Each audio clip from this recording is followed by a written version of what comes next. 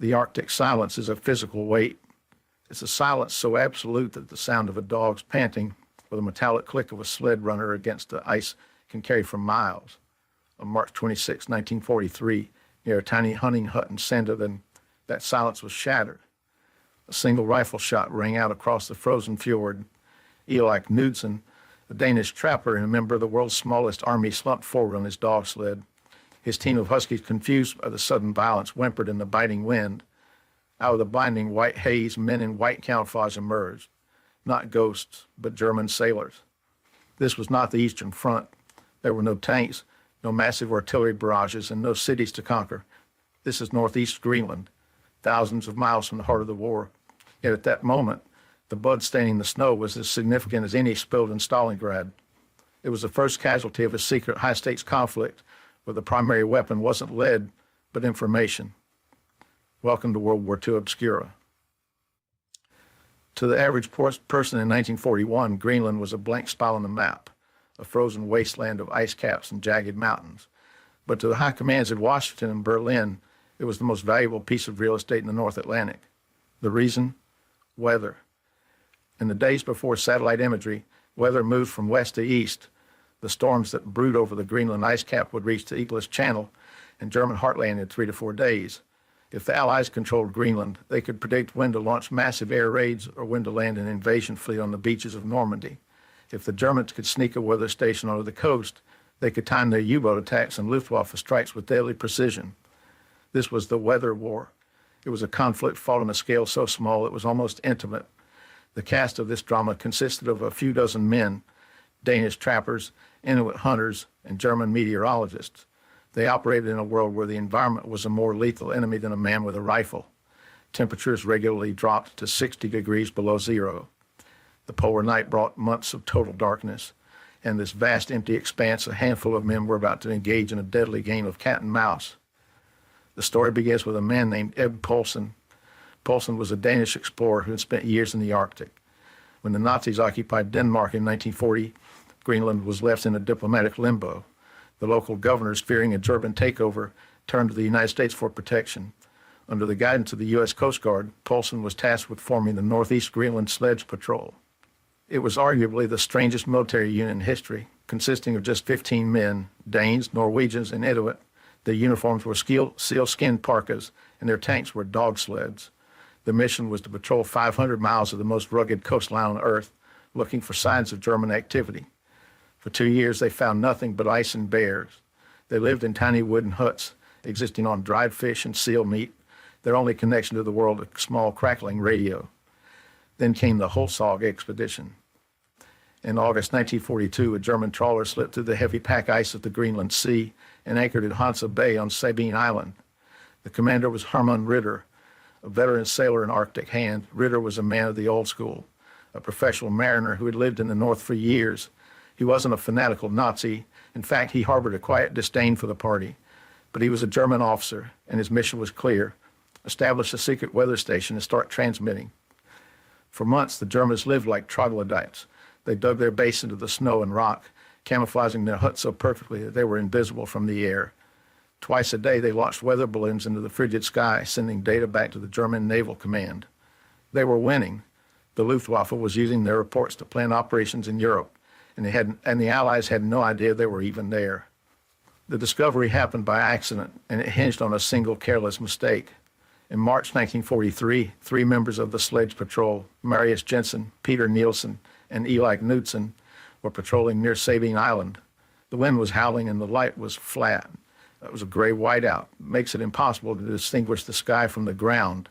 As they approached a small, supposedly empty hunting hut, Marius Jensen noticed something strange in the snow.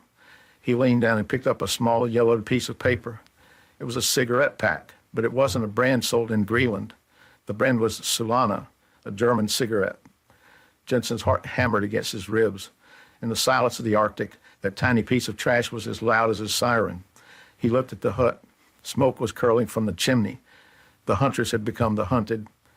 The Sledge Patrol members didn't have radios on their sleds, but they had to travel miles back to their base at Eskimonis to report the find. But before they could, the Germans struck first. Hermann Ritter knew he'd been discovered. He knew his secret was out. He ordered a detachment of men led by a bellicose young lieutenant named Rudy Selle to intercept the Danes.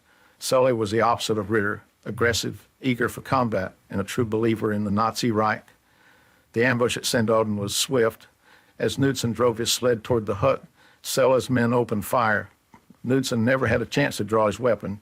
He was hit in the chest and died in the snow. Marius Jensen and Peter Nielsen, trailing behind, saw the flash of rifles and dove for cover. In the chaos of the Arctic night, they managed to slip away, beginning a desperate race across the ice to warn Ib Poulsen. The war in Greenland had officially turned hot. Ib Poulsen, receiving the news at Eskimonis, realized his tiny force was in grave danger. The Germans had superior numbers and automatic weapons. His men had old bolt-action hunting rifles. He ordered his men to evacuate the base, but as they were preparing the dogs and loading the sleds, Germans appeared on the ridge. In a scene that felt like a nightmare, the sledge patrol fled into the darkness as the Germans set fire to their headquarters. The flames of Eskimonis lit up the Arctic sky, a signal of total defeat.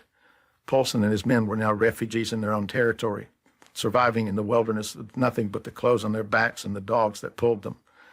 This is where the story takes a truly obscure and fascinating turn. It becomes a psychological duel between two men, Marius Jensen, the Danish trapper, and Hermann Ritter, the German commander. A few days after the burning of Eskimonis, Ritter was out on a solo reconnaissance mission. He was tired of the war, tired of the fanaticism of men like Selle, and perhaps a bit too confident in his own Arctic skills. In a twist of fate, he crossed paths with Marius Jensen and Peter Nielsen. The Danes were waiting for him. They jumped Ritter, disarming him before he could fire a shot.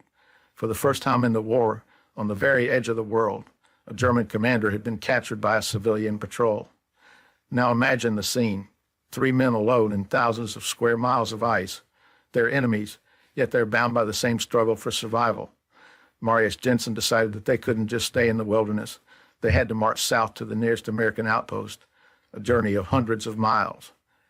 What followed was one of the most remarkable treks in military history. For weeks, Jensen and Nielsen marched Ritter across the frozen interior. They shared the same tent. They ate the same meager rations. They huddled together for warmth against the sub-zero winds. Ritter, the veteran, found himself admiring Jensen. He saw in the young Dane a reflection of himself, a man who loved the North, who understood the ice.